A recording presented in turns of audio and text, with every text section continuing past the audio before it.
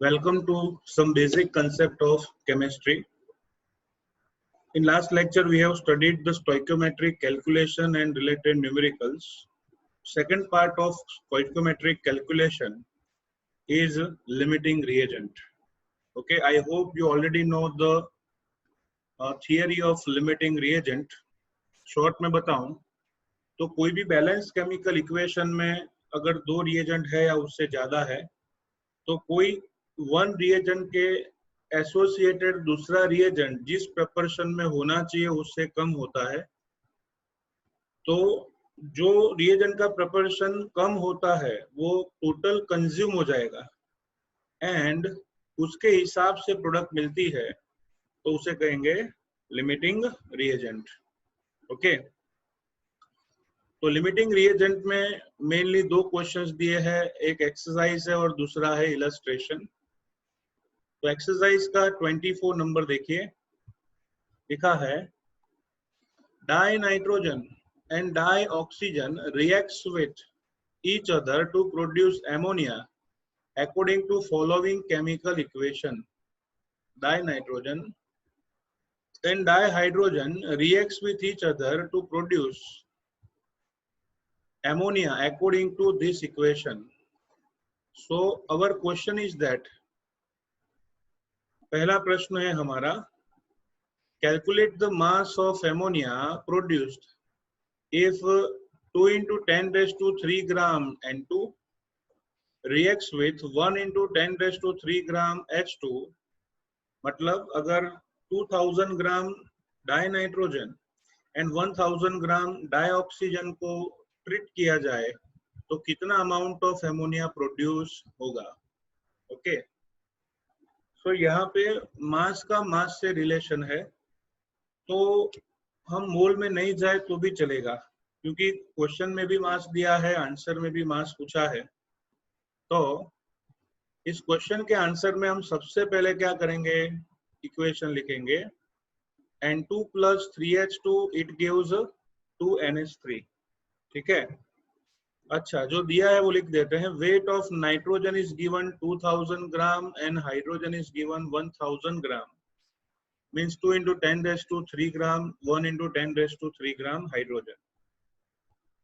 तो पहले हम इक्वेशन से मोल का रिलेशन देखते हैं. देखो लिखा है 1 mole of ammonia combines with 3 mole of hydrogen to give 2 moles of ammonia gas. Okay, so 1:3:2 mole का मोल रेशियो हेबर्स प्रोसेस में, इसे आप 10th में पढ़े होंगे, it is known as Haber's process. Okay, अब मोल का रिलेशन मिल गया तो मैं उसे वेट में कन्वर्ट करता हूं. Weight is equal to mole into molecular mass. Weight is equal to mole into molecular mass. So students, mole into molar mass उसे वेट कहते हैं. ठीक है, तो हम क्या करेंगे, इसी मोल रिलेशन को वेट में कन्वर्ट करते हैं. कैसे, 1 मोल एमोनिया, सॉरी 1 मोल डाई नाइट्रोजन है तो उसका मोलर मास होगा 28 ग्राम. मैंने बताया ना, weight is equal to mole into molar mass. So 1 into 28 gram, तो 28 1 जा 28 ग्राम आएगा. हाइड्रोजन का 3 मोल है, मोलर मास ऑफ H2 2 है तो 3 2 जा 6 ग्राम, मतलब 6 ग्राम डाई हाइड्रोजन है और उससे प्रोड्यूस होता है 2 मोल of ammonia. Molar mass of ammonia is 17, सो 17 2 जा आएगा 34 ग्राम. ठीक है, तो मास से रिलेशन आपने डिराइव किया 28 gram of nitrogen plus 6 gram of hydrogen, it gives 34 gram of ammonia. Ammonia कितना मिलेगा वो तो बाद में सोचेंगे, पहले देखना है कि इक्वेशन के हिसाब से मास दिया है तो कोई प्रॉब्लम नहीं, इक्वेशन के हिसाब से ही प्रोडक्ट मिलेगी.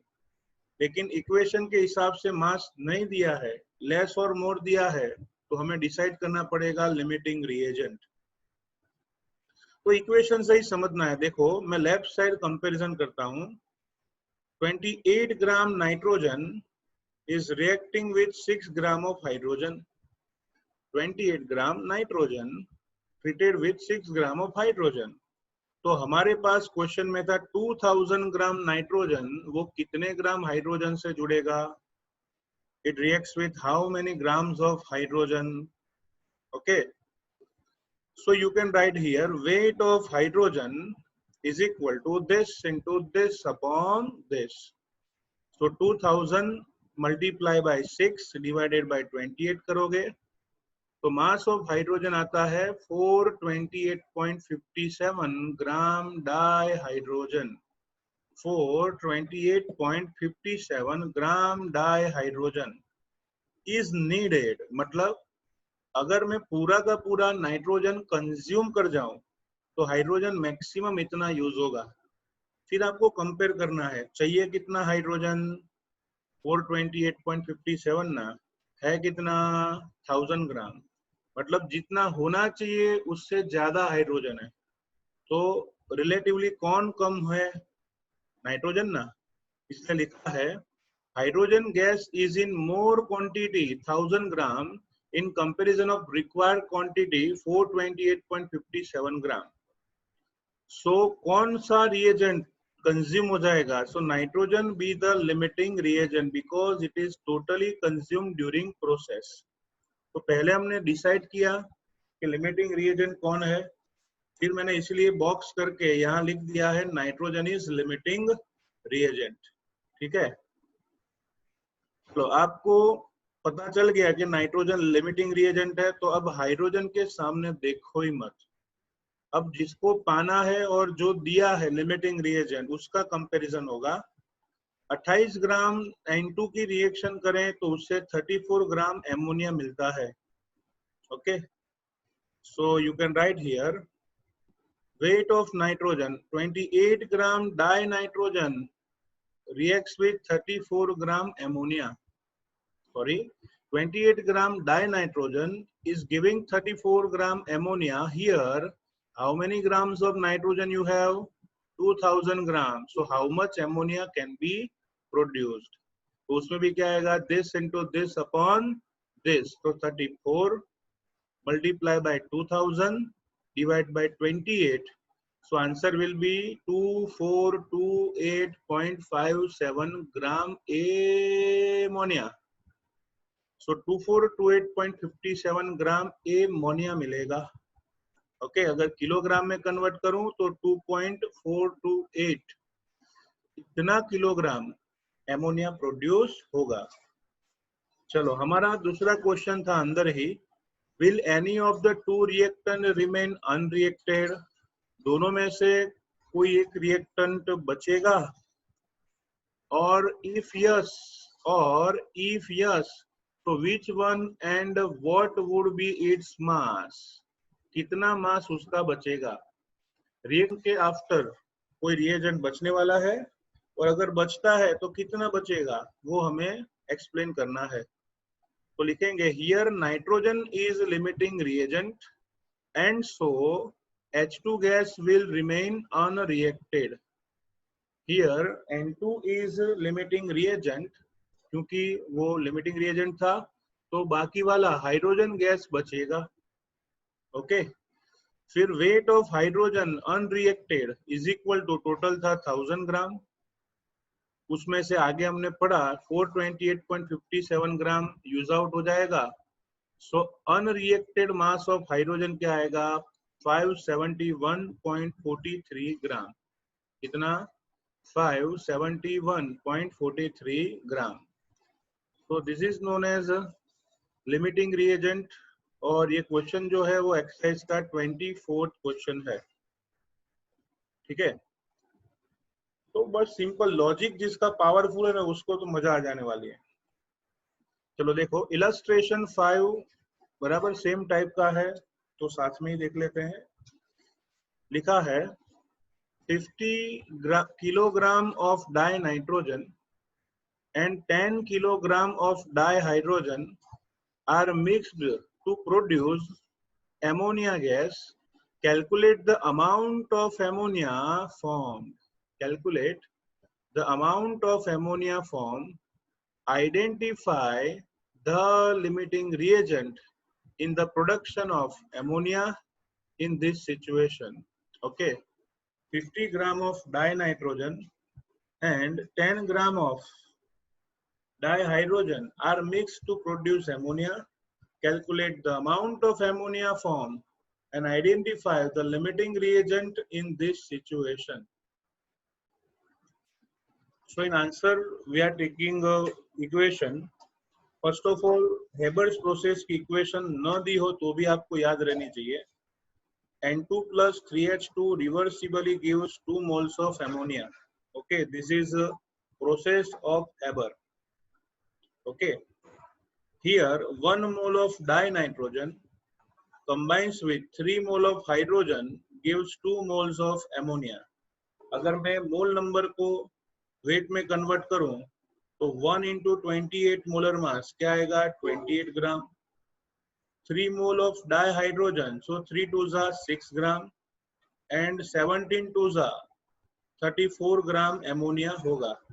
So write down equation in format of mole relation and weight relation. Okay, you have given mass of both of the reagent nitrogen and hydrogen, दोनों का mass आपको दे दिया है. तो हम क्या करेंगे, किसी भी एक का मास लेके रिस्पेक्टिवली दूसरे का मास जो रिक्वायर है वो हम फाइंड करेंगे. सेम पैटर्न लिखा है weight of nitrogen and wait of hydrogen. Weight of nitrogen में अब देखो इक्वेशन में 28 ग्राम ऑफ नाइट्रोजन, उसके साथ चाहिए 6 ग्राम हाइड्रोजन. ओके, तो फिर हमारे पास 50 kg है, that means 50,000 gram of die nitrogen needs how much amount of hydrogen. So same formula, this into this upon this. So weight of hydrogen which is required, which is needed, उसका formula आएगा 50,000 into 6 divided by 28. So answer will be 10,714.29 gram, मतलब 10.71 kilogram. तो 50 gram nitrogen suppose पूरा का पूरा use out हो जाए, उसके लिए हाइड्रोजन चाहिए मोर देन 10 किलोग्राम, मतलब 10.71 किलोग्राम. थोड़ा लिखना है यहाँ पे, here required value is 10.71 kilogram for hydrogen, which is more than the present mass of hydrogen, which is 10 kilogram. मतलब जितना इक्वेशन के हिसाब से मास चाहिए हाइड्रोजन का, लेकिन उससे भी कम हमारे पास प्रेजेंट मास है, तो हाइड्रोजन कम पड़ेगा ना, इसलिए लिखेंगे means hydrogen is limiting reagent. Hydrogen क्या होगा, limiting reagent. So di hydrogen is limiting reagent. तो इक्वेशन में आप ऐसे लिख सकते हो बॉक्स करके, this is LR limiting reagent, और प्रोडक्ट उसका प्रपोर्शन रिएजेंट से फाइंड करेंगे. तो यहाँ पे वापिस आपको यहाँ पे जाना है कि भाई 6 ग्राम हाइड्रोजन, उससे प्रोड्यूस होता था 34 ग्राम ऑफ एमोनिया. इक्वेशन में बताया था 6 gram of hydrogen produces 34 gram of ammonia. So here we have 10,000 gram of hydrogen. It gives how much? Okay. So now weight of ammonia is equal to this into this upon this. तो आएगा बच्चों 10,000 into 34 divided by 6, मतलब 56,666.67 gram. So complete answer will be 56.67 kilogram. Okay, तो ये आपका एकदम perfect मास और answer मिला है. आप इलस्ट्रेशन में देखोगे तो उन्होंने लॉन्ग मेथड की है. वो लोग वेट से मोल में गए, फिर मोल फाइंड किए, वापिस वेट में गए. इसमें है ना, उन्होंने कुछ डिजिट्स इग्नोर किए थे, और कुछ डिजिट्स इग्नोर करने की वजह से उनका आंसर आएगा 56.1, क्योंकि 2 स्टेप का न्यूमेरिकल उन्होंने 5 स्टेप में कर दिया, और हर एक स्टेप में पीछे वाले छोटे बड़े डिजिट को इग्नोर किया. इसलिए आंसर में वेरिएशन आएगा. बुक में 56.1 है, 56.67 है. तो इसका सॉल्यूशन ये है कि if you are using my method, so this is right answer, marks will be given to you, perfectly will be given mark. लेकिन अगर टेक्स्ट बुक की मेथड से जा रहे हो तो ये नहीं आना चाहिए, तो फिर टेक्स्ट बुक का ही आना चाहिए 56.1 बराबर। सो this is numerical number illustration 5 for limiting reagent. Okay, फिर एक्सरसाइज की बात करें तो उसमें एक दो मेथड का, टोटल 3 मेथड्स का कंबाइंड क्वेश्चन है बराबर। एक्सरसाइज में वो कुछ ऐसा है, मैं बोल रहा हूँ ना, यहाँ पे लिख देना अप्रैल 2021। अगर स्कूल की टेस्ट हो या फिर किसी भी जगह भी टेस्ट हो, ये क्वेश्चन आपको मिलेगा। पूरे चैप्टर 1 में सबसे लॉन्गेस्ट क्वेश्चन ये है, लेकिन मजे का क्वेश्चन है। आराम से क्वेश्चन पढ़ते हैं। A welding fuel gas contain, welding fuel का मतलब होता है जो सोल्डरिंग में यूज करते हैं, वेल्डिंग में यूज करते हैं, वो सब। Gas contains carbon and hydrogen only. Okay, दो ही एलिमेंट का एक वेल्डिंग गैस है जिसमें दो एलिमेंट्स है, carbon and hydrogen. Burning a small sample of it in oxygen gives 3.38 gram carbon dioxide and 0.690 gram of water.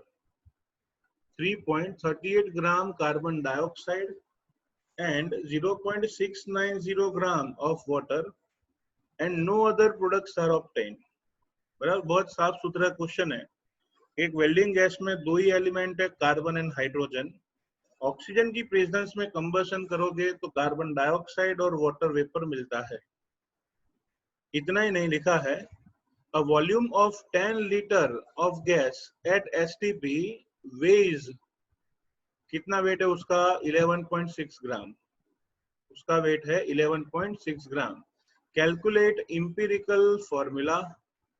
Okay, second thing calculate molecular weight of the gas and third thing molecular formula बराबर। सबसे पहले बात करूं, first question है find empirical formula. तो students, empirical formula जो है वो इंपिरिकल फॉर्मूला परसेंटेज से आता है। क्या आपको यहाँ पे सीधे परसेंटेज दे दिए हैं? नहीं, ये तो एक्सपेरिमेंट का रिजल्ट दिया है। तो परसेंटेज फाइंड करने के लिए हमें कुछ दुष्ट बुद्धि का प्रयोग करना पड़ेगा। कैसी? देख लो भाई, यहाँ पे पहला काम हम करेंगे, मास ऑफ कार्बन फाइंड करेंगे और मास ऑफ हाइड्रोजन फाइंड करेंगे बराबर। ऐसा एक क्वेश्चन था, शायद आपको याद हो, कि 100 ग्राम कॉपर सल्फेट में कितना ग्राम कॉपर होगा बराबर। वैसा सेम टॉपिक यहाँ पे आ रहा है। मास ऑफ कार्बन फाइंड करना है ना आपको, तो पहले एक काम करो, molecular weight of carbon dioxide आपको पता है 44 ग्राम, कार्बन का 12, दो ऑक्सीजन का 32, तो ओवरऑल 44 ग्राम आ गया। तो mass of carbon in carbon dioxide, molecular weight of carbon dioxide 44 ग्राम पर मोल है। तो आप ही बताओ, 44 ग्राम कार्बन डाइऑक्साइड में कार्बन का मास कितना होगा? 12 ग्राम, क्योंकि आपको पता है फॉर्मूला है CO2, उसमें 1 ही कार्बन है, 12 ग्राम हुआ ना। सो 44 gram of carbon dioxide occupies 12 gram carbon. इसलिए मैंने ना स्टैंडर्ड 5 में सॉल्यूशन लाया है, आप देख सकते हो। 44 gram of carbon dioxide has 12 gram of carbon. तो यहाँ पे क्वेश्चन में कितना था? 3.38 gram of carbon dioxide has how much? तो फॉर्मूला बनेगा weight of carbon is equal to this into this upon this. So 3.38 into 12 upon 44. So answer should be 0.9218 gram. So first step आपको देगा weight of carbon. Okay. Now find mass of hydrogen in H2O. Same method, H2O का molar mass है 18, उसमें 2 gram hydrogen और 16 gram oxygen है। तो molecular mass होगा उसका 18, तो आपको लिखना है 18 ग्राम वाटर लें, उसमें 2 ग्राम हाइड्रोजन है, 18 में 2। तो भैया यहाँ पे वाटर कितना दिया था 0.69 ग्राम, तो उसमें कितना ग्राम हाइड्रोजन होगा? Okay, so weight of hydrogen is equal to same thing, this into this upon this. तो 0.690 मल्टीप्लाई बाय 2 डिवाइड बाय 18 करोगे तो आंसर आएगा 0.0767 ग्राम। तो जो फर्स्ट टारगेट था हमारा मास ऑफ कार्बन और हाइड्रोजन फाइंड करने का, पहला ही स्टेटमेंट है कि पूरे कंपाउंड में दो ही एलिमेंट है, कार्बन एंड हाइड्रोजन। ठीक है, तो हम आगे बढ़ेंगे। Weight of compound is equal to weight of carbon plus weight of hydrogen. Weight of carbon plus weight of hydrogen. Carbon का मास है 0.9218, हाइड्रोजन का है 0.0767। दोनों का टोटल करें तो आएगा 0.9985 ग्राम। 0.9985 ग्राम। तो weight of compound is equal to carbon और हाइड्रोजन का मास का टोटल करो, कंपाउंड का मास मिल गया। अब है ना, आपको वापस सोचना है, बराबर। पहले एक काम करो, क्या क्या किया आपने देख लेते हैं। पहले मास ऑफ कार्बन फाइंड किया, फिर मास ऑफ हाइड्रोजन फाइंड किया, फिर दोनों का कंबाइंड मास फाइंड किया। हो गया? ओके, चलो अभी मुझे परसेंटेज ऑफ कार्बन फाइंड करना हो तो मैं क्या कर सकता हूँ?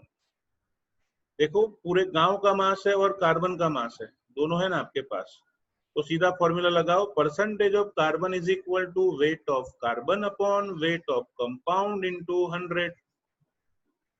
चलो, कार्बन का मास कितना था 0.9218 ग्राम, कंपाउंड का मास कितना था 0.9985 इंटू 100 आएगा।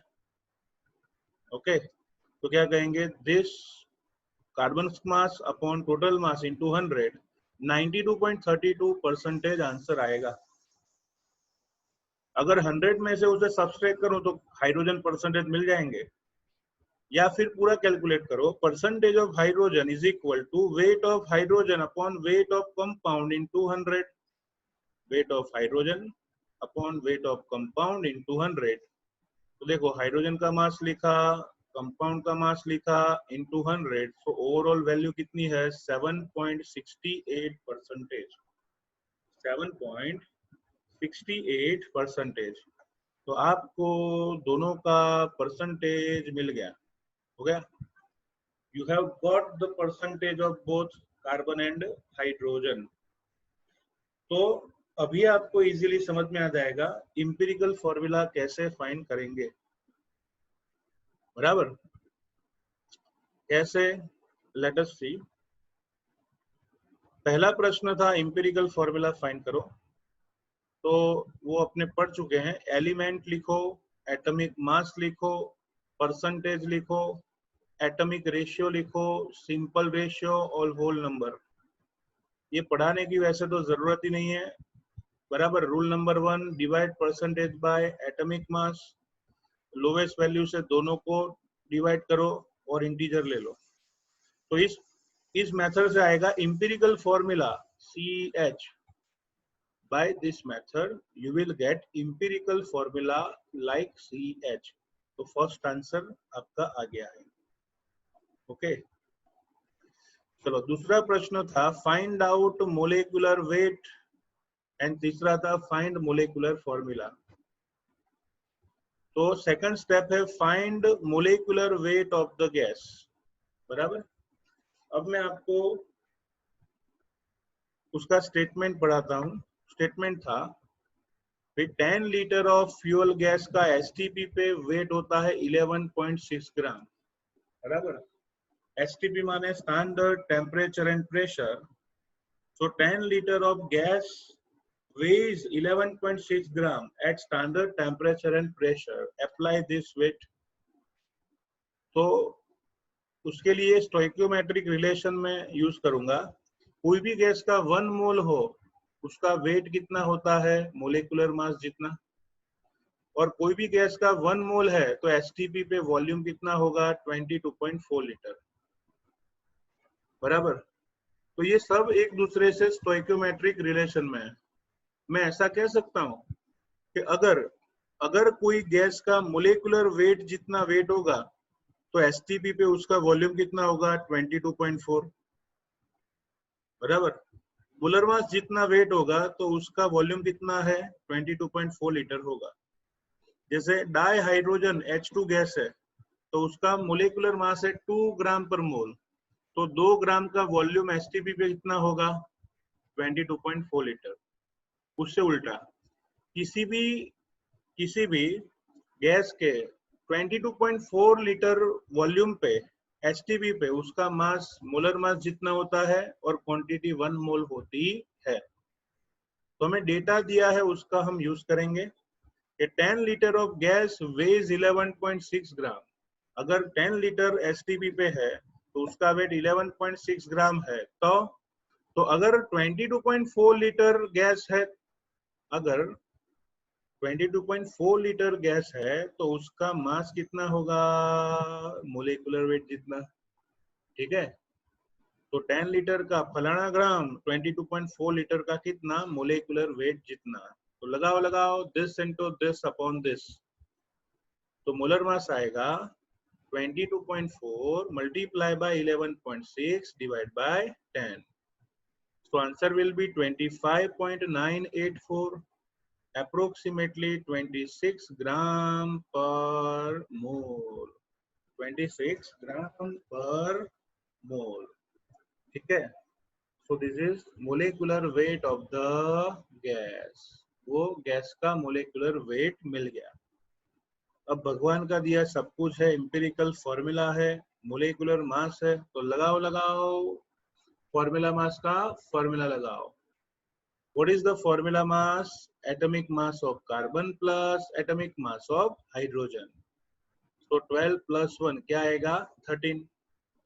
इंटीजर क्या आएगा n is equal to molecular weight upon formula weight. Molar mass आप लाए हो 26, फॉर्मूला मास है 13, रेशियो आएगा बच्चों 2। सो फाइनली मोलिकुलर फॉर्मूला का फॉर्मूला है, क्या आएगा formula? Integer into empirical formula. So we can say that 2 into CH, 2 into CH. So finally answer is C2H2. Finally answer is C2H2. This gas is also called ethyne. इस gas को ethyne भी कहते हैं या फिर दूसरा एक noun है एसिटिलीन।